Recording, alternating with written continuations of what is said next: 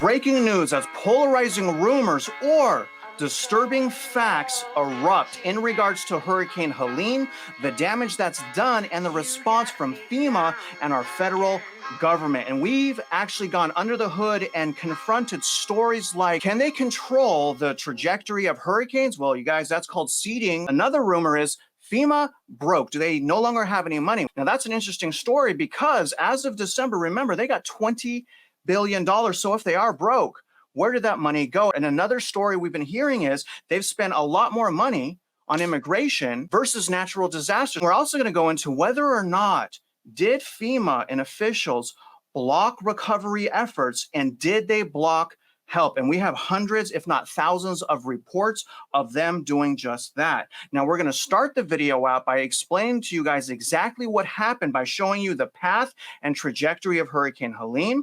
After that, we're going to tell you guys exactly how many people approximately, because it's still going up, have been impacted by Hurricane Helene. And then we're going to take you guys under the hood and we're going to look at the FEMA math. And you guys, it's extremely disturbing. And we're going to go over state by state how much FEMA has done already. And again, absolutely shocking. And then we'll end the video talking about those 4 different headlines that we just mentioned, as well as ending the video with a warning, because here's the thing, you guys, another storm is expected to hit Tuesday. Now, Mitch, before we dig in, that was a lot, and this video is going to be a ton of information. We have been spending hours and hours on research to figure out exactly what's going on. How are you? And happy Sunday, Mitch. It's abnormal for us to be doing this on a Sunday, but the situation in North Carolina and Florida is unquestionably unusual, and we're going to deviate just a little bit from our regular path in order to explain what's going on, and then we'll come back and tie all this together. I mean, and you guys, this was a very hard story. I was trying to get this out for you in the morning, but as I just kept digging and digging, it just kept getting worse and worse. And the problem is Tennessee has actually not got FEMA help, according to their own website. And also Virginia has barely. And we have one of our colleagues, Melody Wright, in Tennessee, boots on the ground, trying to help people as we speak. Her link for her GoFundMe will be in the description and at the end of this video if you guys want to help her, boots on the ground in Tennessee. And we're about to show you exactly what FEMA has not done for Tennessee. But let's start, Mitch, by showing the viewers the trajectory of Hurricane Helene. Take a look at this. It obviously hit the Panhandle, Florida right here. The interesting thing is it hit 8 p.m. Thursday. As of 8 a.m. on Friday, that's when we started going into the Carolinas, Alabama. And look at on Friday, Mitch, it actually swung west and literally it covered almost the entire state of Tennessee from Friday into Saturday. So this path of the hurricane, this is the first time on record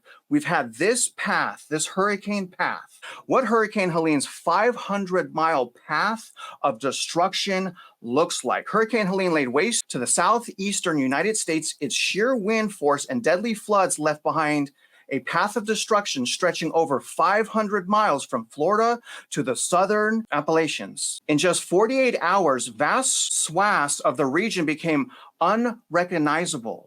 Biblical destruction, you guys. The storm has caused at least 130 deaths, and that toll is actually up to 220 now. And officials fear the death toll could rise as many people remain unaccounted for. Hurricane Helene made landfall in Florida's Big Bend. So this is the epicenter of where it hit. And look at the rainfall, guys. Approximately, I would say about 10 to 20 inches of rainfall actually happened in the last 10 days. So this place is being absolutely saturated. And again, the problem is there's another hurricane that's expected to hit Florida on Tuesday. And take a look at some of the places that were impacted in Florida. I'll scroll down this very, very slowly. I mean, these are absolutely devastating. My first hurricane that I was in Hurricane Harvey. I helped 88 people. 6 people got swept away right in front of me that I rescued. 3 of them were elderly people. 3 of them were firefighters. I cannot express to you guys enough how damaging water really is. And again, this is just Florida. Look at this, guys. I mean, flipped houses upside down. This is heavy. Now look at this. Georgia, South Carolina, battered by Helene. So then it goes and hits Georgia and starts to hit the Carolinas before again hitting Tennessee. So Helene moved into Georgia as a Category 2 hurricane early Friday morning after 2 days of heavy rain. So they already were saturated. So they could not absorb that water rate. And look at some of this destruction. This is in Atlanta. I mean, you guys, Atlanta Fire Rescue, absolutely shocking. Here's the mountains of North Carolina and Tennessee. And this, you guys, what I'm going to show you in regard to Tennessee is absolutely shocking. But look at some of the damage in North Carolina and in Tennessee. Look at this flooding. I mean, this is biblical, Mitch. This is absolutely biblical devastation that you guys are seeing right now. And so look at this. Holy moly. And there's such a lack of coverage. It's just, I don't understand why there's such, look at this.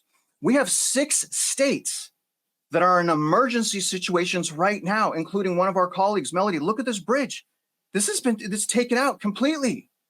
Absolutely shocking. Obviously, we live in the Gulf of Mexico. We deal with hurricanes, I would say, regularly, very devastating. But how do you prepare for something like this, Mitch? And again, we have another hurricane on the way. How do you prepare for this? The problem with the hurricane that's on the way is that what little resources exist will be stretched so thin, the odds of getting any help are damn near zero. And that's a huge problem in and of itself. And nobody knows what the mathematical projections of where the hurricane is going to hit. And people have to understand these are just mathematical models, but stratospheric conditions, when these things are on the move, switch by the second. So wind direction goes and then your math models have to change. And the problem is that there's a lag in the feed. So even though they say, well, it's going to hit here, it may not necessarily hit there. So that in and of itself is 2 huge problems. You can't really project where it's going, first one. Second one is the resources that exist today simply cannot move into another area. They just can't. So we've seen certain areas around Asheville, North Carolina, that you can get to without an outer perimeter, but that one area geographic vicinity, literally 1 hour, 1 hour, nobody can move in, nobody can move out. So there's churches on the outside periphery that are getting product, gas, food, hygiene products dropped off to those churches on the outside periphery, but traffic can't move. It's literally the equivalent of depending on the Pony Express from the 1850s in order to figure out and move product in by hand. They're literally having to pick up gasoline cans to drag them in to ideally to get to 4x4s. So it literally is like Pony Express. And that's part of the problem. So none of this is good. There's uncertainty with the trajectory of hurricanes. I'll get to the seeding here in a minute. A lot of people are like, someone's controlling the trajectory, but there is uncertainty. There's a lack of resources, but Mitch, I want to go into more detail on how to prepare, right? I mean, and I want you to explain to the viewers how you cannot count on FEMA. FEMA will not save you. In Hurricane Harvey, it took FEMA, it felt like 4 days. For the first 4 days of Hurricane Harvey, it was only the community. I was one person and helped 88 people. You cannot wait for FEMA. And by the time, what is that swamp, the Cajun swamp monsters or whatever, they got here on day 5 when all the hard work was already done. So this all goes back to community. Dig deep. What should we do to prepare for like power outages? Should we think about generators? Should we think about filling up our gas? Should we have a plan A or plan B to evacuate? What are things that you would do, Mitch, if a hurricane category 4 was right at your doorstep? That's a big question. So here's the problem. If you wait till the last second, you can't even get supplies. Right now, there aren't any generators to get. They're gone. So waiting till the last second isn't going to help. If you live in a potential, because North Carolina is not a potential hard hit area under normal circumstances. But the reality is that what we're looking at now is that the government is completely undependable. Let's just say, for all intents and purposes, completely useless. And this is a huge problem. So not only looking at it from your standpoint of what does my family need, what does the community need around me? There's such a lack of planning in multiple directions. On the hand of the government, that's irrefutably clear. On the hand of the local communities, that's irrefutably clear. I can even look at my community. There's no such planning for these type of events, i.e. tornadoes, and from an individual basis, that's also clear because people panic and they go run out and they buy toilet paper, and that isn't going to help, right? You need generators, you need fuel, you need batteries, You need, in reality, go bags, so at least you can understand you can use those go bags and stuff them with emergency supplies. There's all sorts of things, and even FEMA on their website has a PDF to give you an idea of what should be bought well in advance of these type of problems. But this is deep at multiple levels, and in multiple levels, this has to be addressed. One thing you said, you hit me sometimes, you hit my soul, Mitch. Organized community. I'm going to say out of the things that you mentioned right there, probably the biggest thing is organized community. If you have an HOA, if you know anyone in your subdivisions, the more communication you do within your community, the more help you can give each other. And I'm telling you guys again, FEMA didn't get to save us in Hurricane Harvey for at least 5 days. It took, I'm just one person. I helped 88 people. 3 firefighters got swept away in front of me. I had to save them. I'm just one person. What I'm saying is the community being organized can save your life. It can really save your life because like what Mitch is saying, they're not coming for you. Now, I understand there's a lot of polarizing headlines. I don't want to get polarizing. I want to stick to the facts. I want to stick to the data. So let's try to figure out, and this is changing, Mitch, and I don't like the changes. I like the transparency because with transparency, we can hold each other and ourselves accountable. Let's try to figure out how many people were impacted. I've broken this down into a few categories. Hurricane Helene had a widespread and devastating impact across the southeastern United States, affecting millions of people. So the first thing I want you guys to understand, because we're going to go over the FEMA budget here in a second, I want you guys to understand that millions, plural, of people were affected. Now, as far as the death toll varies. The highest death toll that I was able to find was a death toll that surpassed 200, totaling 220 people. This would mark Hurricane Helene as the 4th deadliest hurricane to make landfall in the US. And I've seen certain articles that says that this is actually the most devastating hurricane in modern history. Now, as far as power outages, this is shocking. At one point, nearly 4 million homes were without power. And I also want you guys to understand that along with those power outages, expect no cell phone service and no internet. Expect to be completely off the grid. That just happened to me in the hurricane that I was just in. Hurricane Beryl, I was offline for 5 to 6 days. No cell phone, no internet, nothing.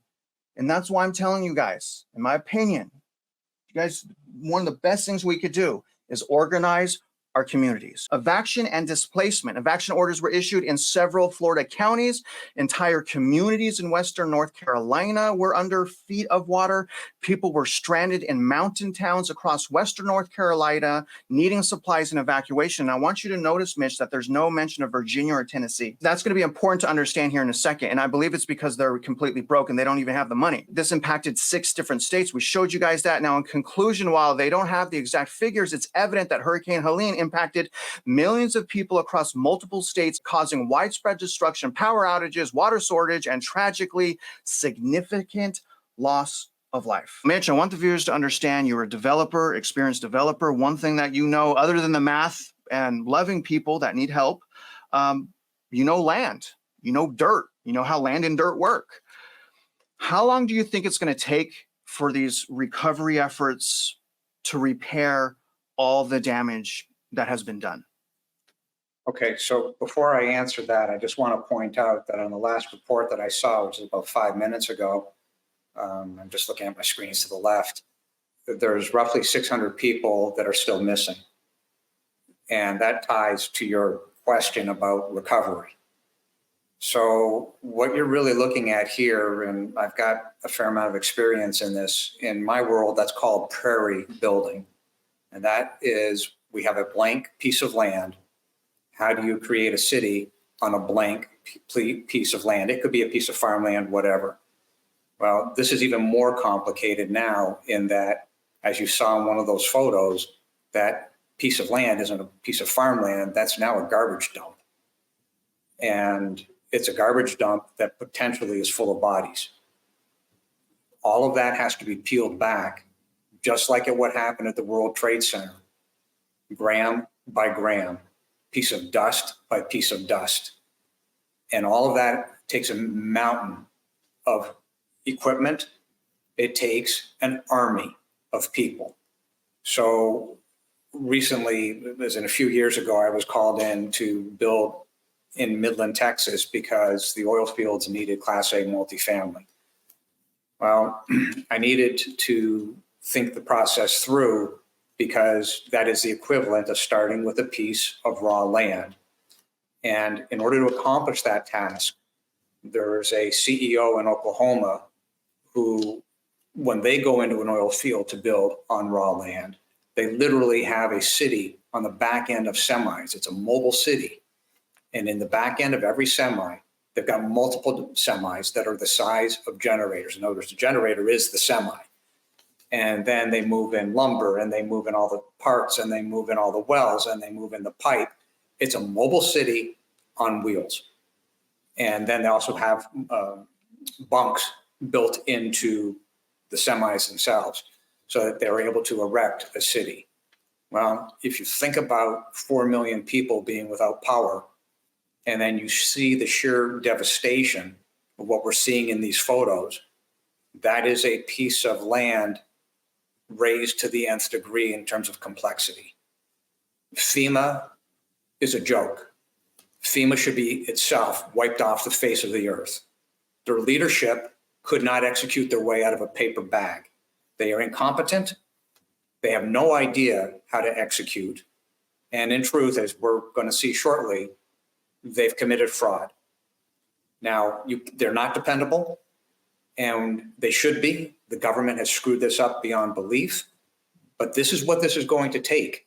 What should have happened, they're at a minimum, there should have been an army of 50,000 private citizens locked, loaded, ready to go into areas of harm's way of this magnitude with equipment stored off. It could be sitting anywhere in the United States. It doesn't matter. As long as it's on wheels, it's movable.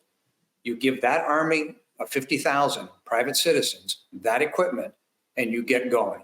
Then you bring in the army on top of it. So far, not a stitch of that has happened. The private citizens can't get anywhere near within that 1 hour geographic vicinity of Asheville, North Carolina. And even if they could, this is a problem. They're going to have mobile morgues. This is not good. Well, the government's not dependable. They've clearly proven it. And your communities matter. This should have been thought of, regardless of where you are in the United States. It could be in Dallas for that matter, right? Tornado shelters as part of a community should be the norm. These things are happening more and more frequently for whatever reason, whether you believe it or not. But for whatever reason, these things do happen. And these armies of people are the solution. You're sitting here right now, and a lot of people are still without power. Like, where are the rigs, right? There's only so many rigs to go around the United States. Why wouldn't you have more rigs sitting off somewhere in the middle of the country? Put it in Iowa. It doesn't matter. Put it somewhere where 50,000 people can get access to it. Call up the reserves, call up the army, call up a predetermined 50,000 people and get busy. The idea 5 days into this, and this hasn't happened, is clear proof FEMA needs to be wiped off the face of the earth. Mitch, I'm going to show you reports where people, according to the reports, actually private citizens did try to do those things, but they were turned away. So I'll get to that, but we'll do one thing at a time. Let's go under the hood now and let's show the viewers what FEMA has done so far for the various states. And I'm going to tell you guys right now, this is absolutely despicable. This is FEMA's website. Now, this is what this says. As the Biden-Harris administration continues search and rescue response and recovery efforts across Southeast, federal aid for survivors surpasses $110 million. I mean, I'm reading that, Mitch, and I'm like, well, okay, let me do the math in my head. Okay, well, if just only 1 million people are affected, 110, okay, well, that's $110 a person. We've been looking at reports that says all they've given is $750. That's not even $750. That's $110 if it's only 1 million, but we know 4 million people were impacted. I'm going to go over the math. Let me keep going. FEMA remains committed to ensuring that survivors receive accurate information on federal assistance. It doesn't seem like we have any accurate information at all. FEMA has already helped thousands of Hurricane Helene survivors jumpstart their recoveries with more than $110 million in federal assistance. So I'm not sure. I want to point something out there. Go ahead, do it. That's $27.50 per person based on 4 million people. Over and above that, really? They're saying they've done it. Give me the proof, because it isn't true. You want to know what else messed up? All right. So 6 states, millions of people without power. They brought in, I don't even know why I would have left this out if it's me, 157 generators. For what? Is that to power the equipment for the bridge that they have to repair? 157 generators? Let me keep going. Disaster survivors in certain areas of Georgia, Florida, North Carolina, South Carolina, Tennessee, and Virginia can begin the recovery process. How? You guys going to come out and save them? No. By applying for federal assistance through FEMA. People with damage to their homes and personal property who have lived in the designated areas should apply for assistance, which may include upfront funds to help with essential items like food, water, baby formula, breastfeeding supplies, and other emergency supplies. That's probably the $750. So if you got the $750, congratulations, you're good for 3 days. Funds may also be available to repair storm-related damages to homes and personal property, as well as assistance to find a temporary place to stay.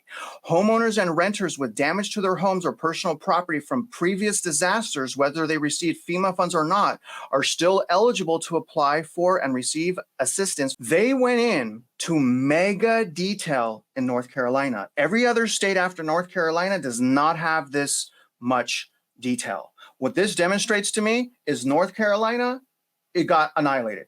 They have so much detail on North Carolina. Again, it's crazy. Let's start at the first thing. The financial support so far FEMA has provided for the entire state is $26 million. They got $26 million in housing and other types of assistance. That's not even money necessarily, Mitch. If we were to divide 26 million into the 25,000 households, that equals $1,040. So each of those 25,000 households got $1,040, not in the form of all money. That's in the form of service. But I would say that's actually, instead of service, let's just say disappointment and frustration. This goes on.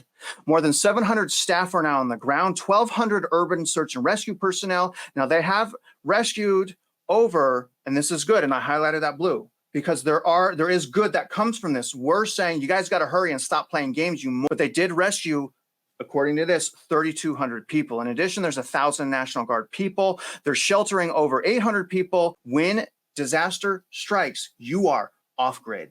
You don't get no cell phones, you don't get no internet. And the same thing is happening in North Carolina. More than 74% of the original reported power outages have been restored. So a lot of people have been restored. They got about 8,000 crews out there. Now, cellular restoration continues to improve with less than 25% of cellular sites down. So we'll say about 20% still down. Now, 2 counties have more than 50% or more cell sites still down. So I want you guys to think of that. There are still hundreds of thousands of people right now that have no way to communicate with us, that are scared and terrified and are waiting for help. Look at how much detail they give us for Florida.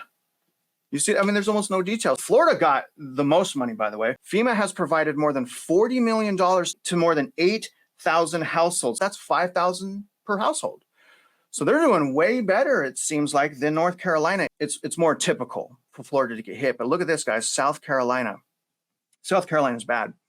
South Carolina, okay, on Friday, because FEMA's broke, even though they got $20 billion in December, we'll go over that in a minute. But on Friday, President Biden announced 100% cost sharing for a period of time to make recovery more affordable for the state. So Biden had to get involved and said, please save these people, we will cover you. In South Carolina, FEMA has only provided $4.7 million, and that's actually in service as well, to 5,700 households. That equals $824 per household.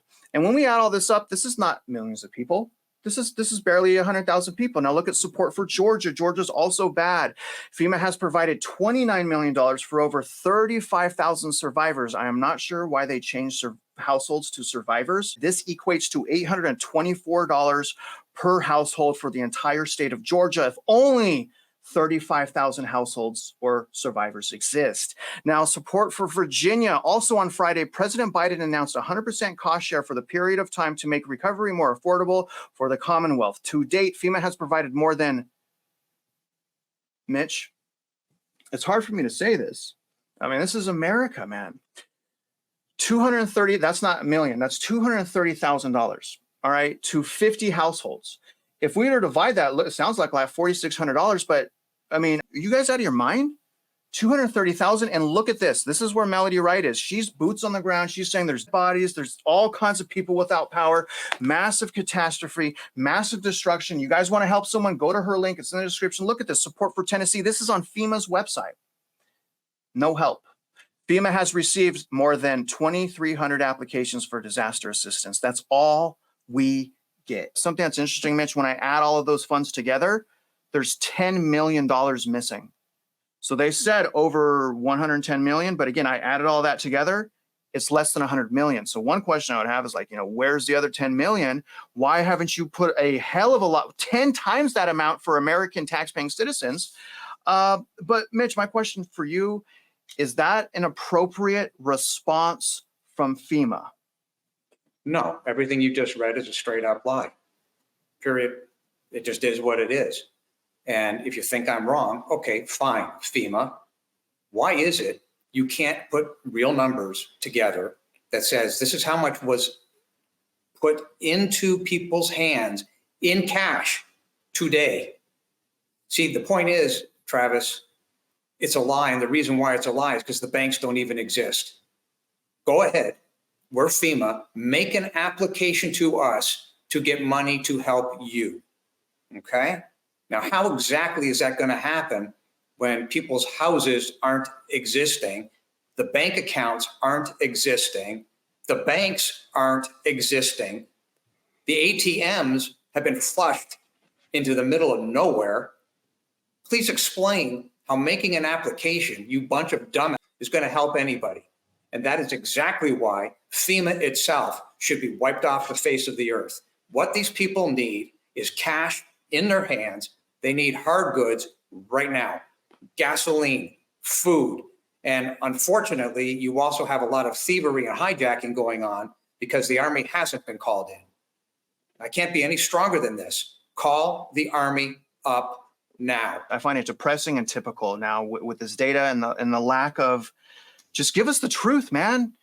That's their duty they work for us. We pay them, right? Well, that was the premise. Maybe that's an illusion, though. Maybe that's an illusion of control. It's an illusion of legitimacy. There is nothing legit about this anymore. These people have committed fraud. They've been exposed through this hurricane, and it's time to eliminate the fraud. All right. Well, you know what? Let's try to eliminate the fraud right now. And let's go into 4 extremely polarizing stories that I dug deep into since actually yesterday, because I was like, some of this is, I don't know how true this is. Let's start with the first one. There have been a ton, and if you guys don't believe me, just search on the internet, a ton of reports where people have said and mentioned someone's controlling these hurricanes, that they're manipulating the hurricane trajectory somehow for some reason. And that's why the destruction that we had. I mean, Tennessee has never been hit by a hurricane, right? So the first thing that I want to do is I investigated that and come to find that it's actually called hurricane seeding. And the first time the United States government started hurricane seeding was in 1947, 80 years ago. 70th anniversary of the first hurricane seeding experiment. I was like, what? It gets even more detailed because after the first one, the government started something called Project Storm Fury between 1962 and 1983. That is a 19-year research project on how to manipulate the trajectory of hurricanes. I didn't know that, Mitch. I had no idea, to be honest with you. Let me just read this one paragraph right here, and we'll let the viewers decide. Since a hurricane's destructive potential increases rapidly as its strongest winds become stronger, a reduction as small as 10% would have been worthwhile. Modification was attempted in 4 hurricanes on 8 different days. On 4 of those days, the winds decreased between 10 and 30%. As far as, is this rumor or is it fact? Here's what's the fact. The government has been doing some various form of hurricane seeding studies for the last 80 years. Did someone control the trajectory of the hurricane? That's a little bit harder to answer. How do you find proof for that, Mitch? I mean, what do you think, sir? You don't, but the theory of when the seeding started, because I've actually read about this years ago. So the theory was if there are dry lands due to just the way that the winds are blowing. They call them El Nino, that kind of thing. So they would take advantage of it and go and seed the clouds so that when it did rain, it would rain more. So the theory was fine. The idea of manipulating Mother Nature is the equivalent of the arrogance of the government. We're the government and we're here to help. Pretty much everything they touch turns to what. And that is exactly what you're seeing play out live now in the FEMA, whatever it is that they claim to be doing, because it just simply isn't happening. When you've got bandits hijacking trucks to get to food and water, or for whatever reason they're doing it, which is probably to turn around and sell it, these things aren't good. And as I said, FEMA is responsible for doing what they have done, which is very little. And in truth, they've convinced people, well, we're the government, we can do things for you, when they can't. And that is being played out. The government isn't going to help you. They'll tell you, we're the government, we're here to help, but they're not. And you have to stand on your own 2 feet. And that's really been one of the themes that we've been hitting on in the last 45 days since these videos started. You're seeing this all play out, and we'll come back tomorrow. We'll tie it to the fraud dollar-wise. Today's just more important at the moment because of what's happening in these communities. This stuff is sick and twisted, and that's why I'm calling for the Army to be called up. They need help. They need manpower, and mom and pops that should have been arranged for simply aren't there. Everybody needs the help. Bring the Army in at this point. I don't see any choice. Some would say they don't have the money, but before, and we'll get to that here in a minute, I wanted to read this into the record before we move on to the next subject. I wanted to explain, how they were doing these experiments from Storm Fury. Basically, the proposed modification technique involved artificial stimulation of conviction outside the eye wall through seeding with silver iodide. So if anyone was wondering how they were doing that, silver iodide. Let's get to the next thing right now. Was FEMA blocking supplies and shipments? Because Mitch, that is a huge deal, because I just got done saying, and as did you, how important the community is and how important it is as a person to help someone else. But if an agency of FEMA is blocking that from happening, this is what this says. A shocking first-hand account from SpaceX engineer in storm-battered North Carolina reveals that Biden-Harris Federal Emergency Management Agency, or FEMA, blocked shipments of critical goods for relief efforts into the region. There have been numerous reports this week of FEMA actively hindering relief efforts in the western part of the state, including threatening private helicopter pilots with arrest for conducting rescue missions. We also learned that Biden-Harris administration drained FEMA funds to support illegal aliens. This is a tweet by Elon Musk right here on X. Look at this. And there's 285,000 likes. Hey, Elon.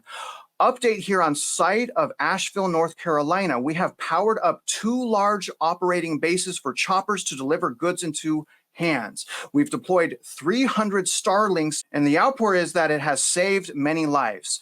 The big issue is FEMA is actively blocking shipments.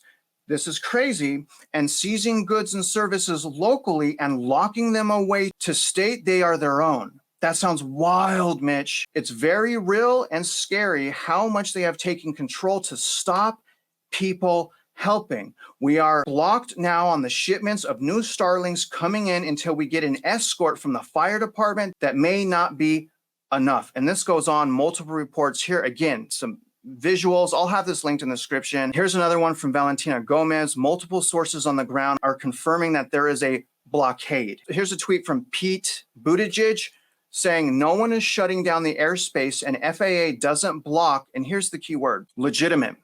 So what's his definition of legitimate? To me, what my definition of legitimate would be, Mitch, is someone that wants to help someone else.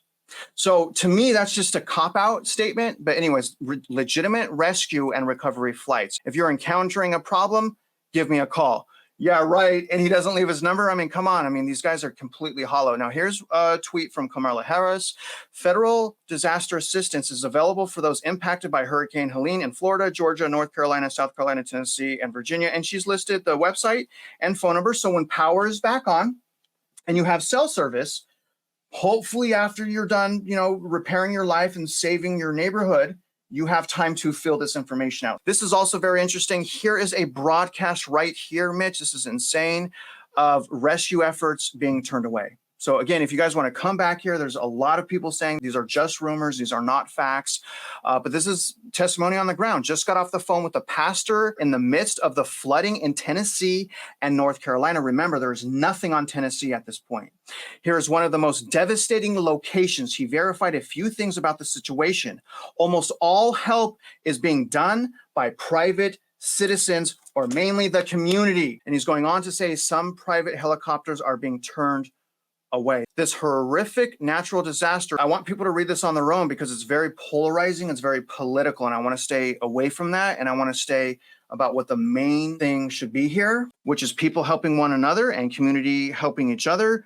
But based on that testimonial, potentially hundreds and thousands of people saying that there was a blockade. The White House made an announcement earlier saying that there was no blockade at all. Who do we trust here, Mitch? Any truth to this, do you think? Well, there's probably good truth to it, but here's the reality.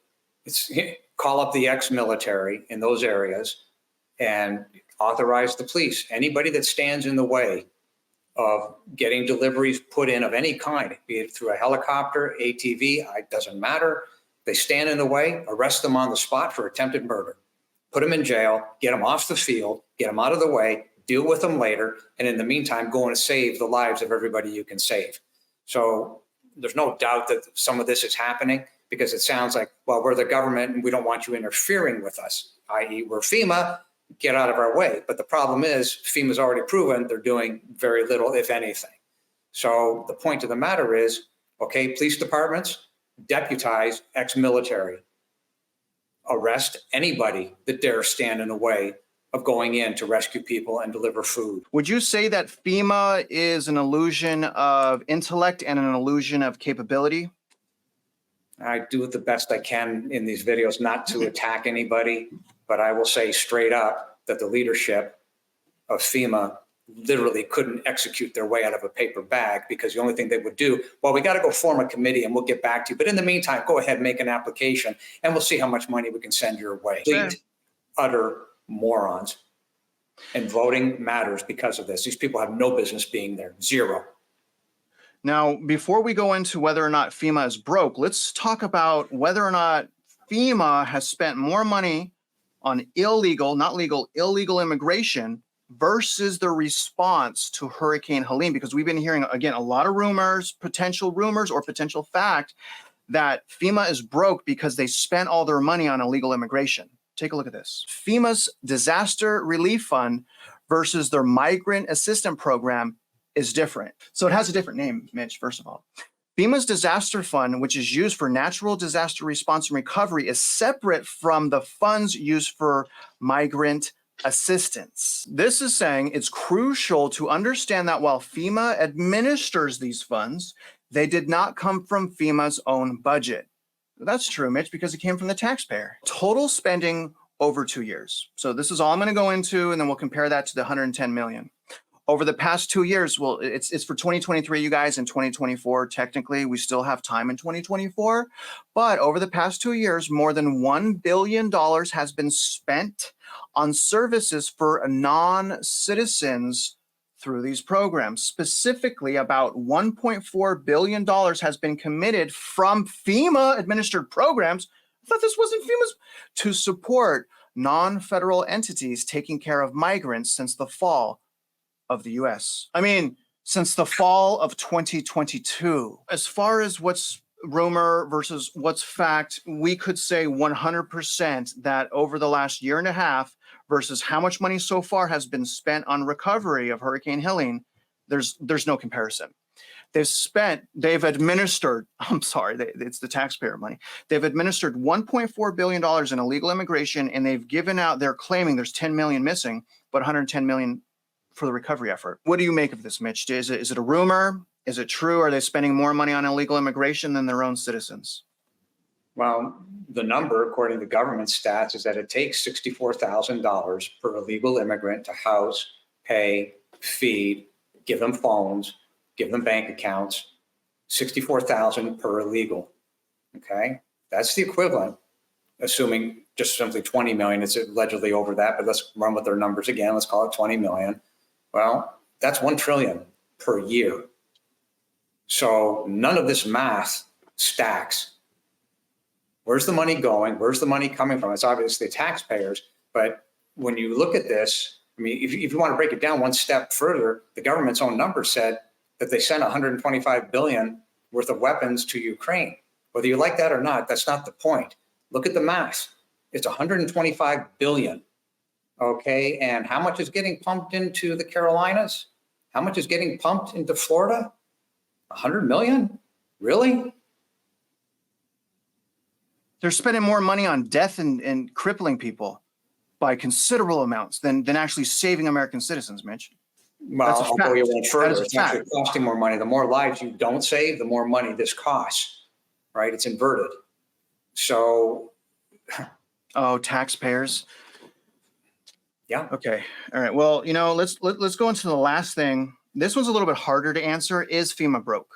All right. So the next thing is FEMA broke? Let's take a look at this article. FEMA doesn't have enough funding to last through the hurricane season. Homeland Security Secretary is saying that FEMA is basically broke. Now, I'm surprised, Mitch, because when I scroll down here to show the viewers, to remind everyone, and let me just read this. Congress recently replenished a key source of FEMA's response efforts. You ready?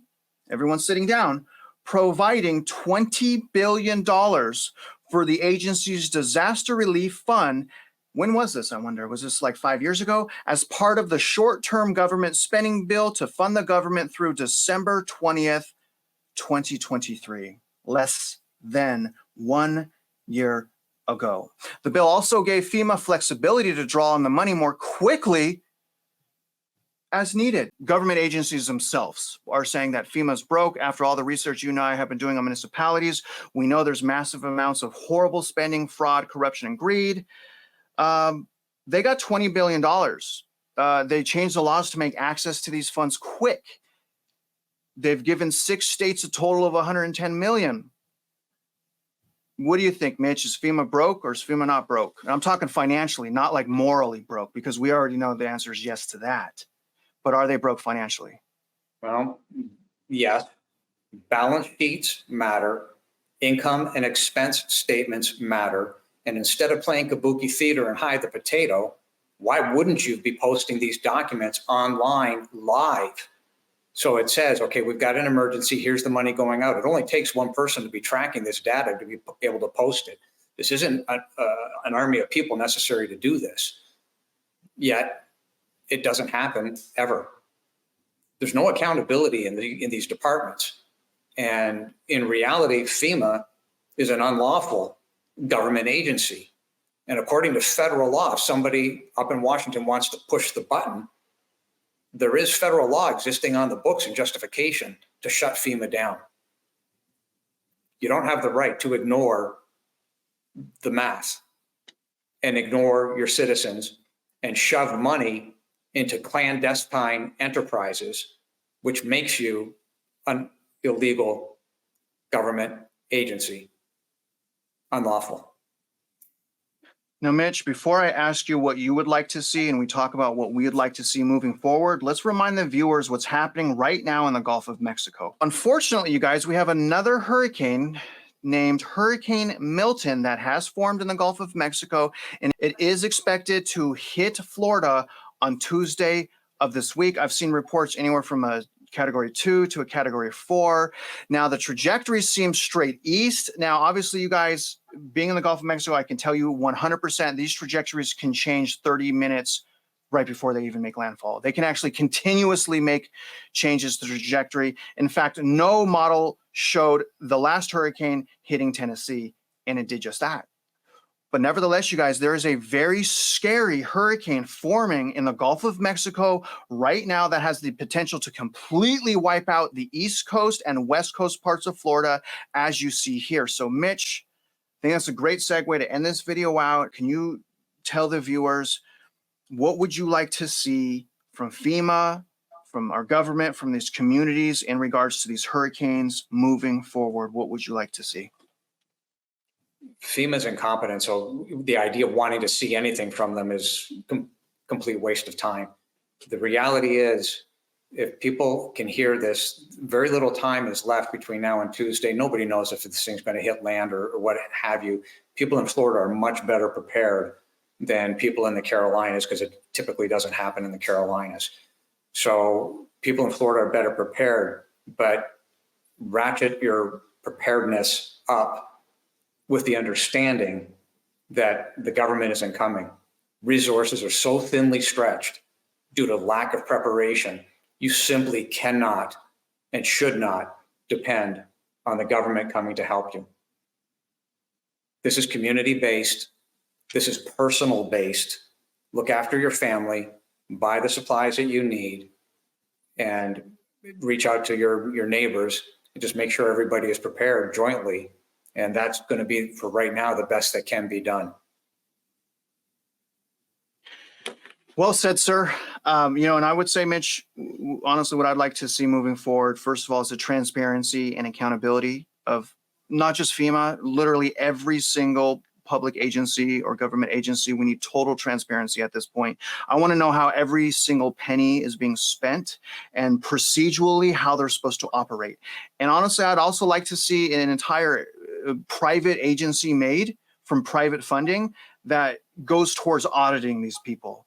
Because it's so disgusting what is happening, Mitch. It's hard for me to even speak in this video. But I'd also like to see communities come together. And one of the things that I do is I make a plan of exit. Like if I have to leave my house, I have a plan to do that. It's for elections, actually. It's my election evacuation plan. We won't talk about that.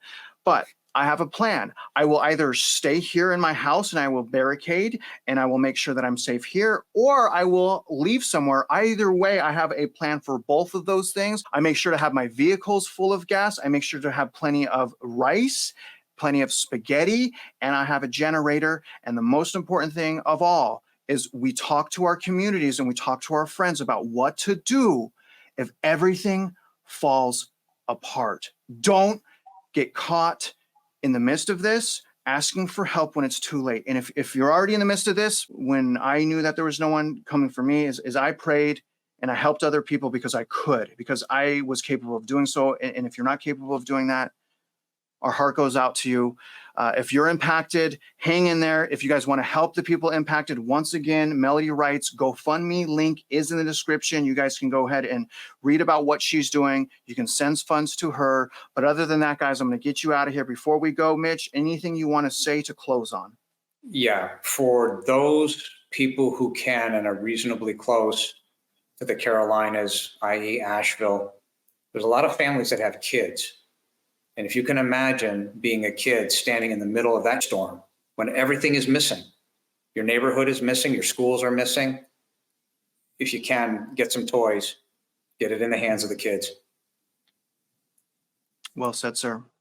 Well said, sir. And you guys, we will be back tomorrow, Monday, probably for an evening video. We have a whole lineup for you guys. Mitch has been working tirelessly on all this property tax stuff, so we're really excited about that video. Look out for that tomorrow evening. And other than that, if you guys are just out there living your life, you guys know we wish you luck and we hope you win.